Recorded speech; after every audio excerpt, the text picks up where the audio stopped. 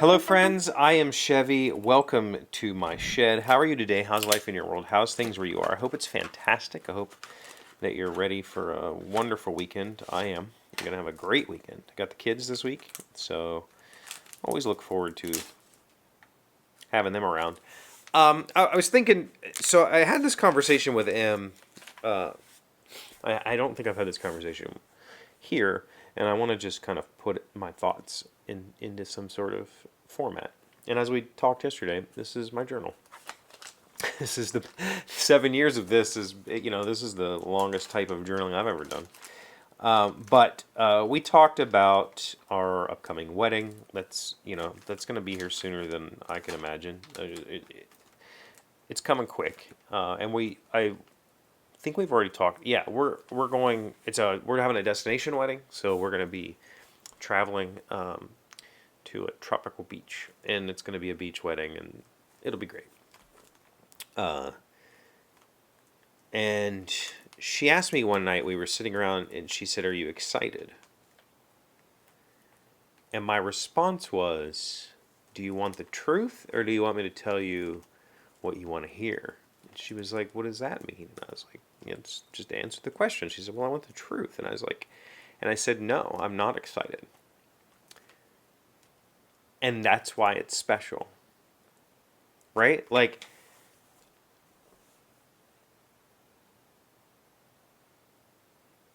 I'm entering into commitment with a person that I've been with now for a long time. Well, I mean, we've we've known each other for 5 years. Um, she's been a huge part of my kids' lives for the last 5 years. She's been a huge part of my life for the last 5 years.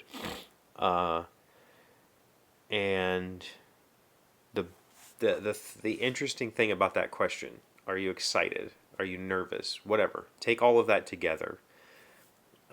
For marriage, the answer is no. For a very simple reason. And the very simple reason is it's just right. Right? Like there's no apprehension, there's no anxiety, there's nothing. It's just like, well, yeah, we're getting married, duh. Like that's just what we are going to like. That's we've talked about it a few times, and it was like I'm already all in. Like I've already said for years that she's my last relationship or whatever. Like I've all like we've already committed to spending the rest of our lives together. Marriage is just the formality of that. It's not. So no, the answer is I'm not excited, but at the same time, that lack of excitement is the same reason why it's special, why our relationship is special, not the marriage or whatever, but why our relationship is special because it's just right, right? Like this whole thing is just right. Now, I'm excited for the trip. I'm excited for the ceremony. I'm excited for the pictures and doing all the wedding stuff. Yeah, that's exciting. But that's not what she was asking. Like we were specifically talking about, are we excited for, you know, committing ourselves to each other? And the answer is we've already done that, right? Like we've already made that decision. We are both uh, very practical people. Like we're both software developers. We're both very practical people. And so we've had these conversations for years. We've had the talks about children. We've had the talks about marriage. We've had the talks about our futures together. Like putting that into a formal ceremony, putting that into writing, that's just okay. Like we've already done all that, right? Like we've already committed all of that.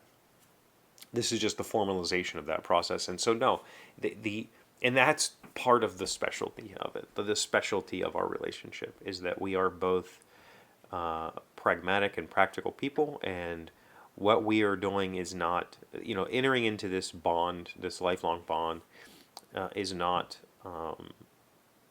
particularly surprising to us. It's just like the natural, this is the result of this relationship, and that's what makes it really powerful for me right now. It's a good feeling, right? It's a good feeling, especially coming out of um,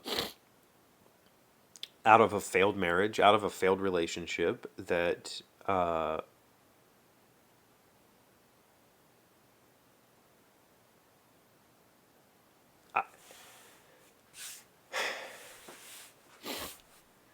I know who I am now.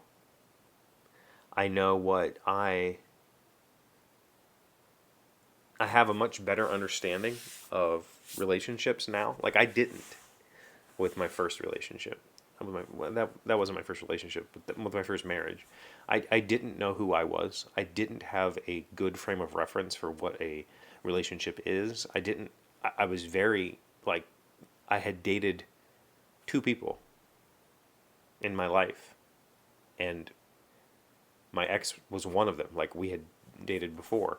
And so it's like I didn't have a good frame of reference for a relationship. I didn't know what was involved, and that led me to treat that relationship poorly. Like, you know, I didn't put in the effort. I didn't put in the work. And eventually it got to the point where I couldn't. Like, that just wasn't going to happen. I now have a much better frame of reference for what I need out of a relationship and what I have to offer, and you know, so it just feels this. It just feels correct. I told you when I asked her to marry me, when we got engaged, I had talked to her dad about it. You know, part of the reason was like it was cute and traditional to you know, to it was cute to be traditional. It was to do the traditional thing. But another part of it was, you know, we have a very significant age gap, and so I wanted to make sure her parents were on board. Like, her dad's not much older than me, and it was like, is this? What do you think?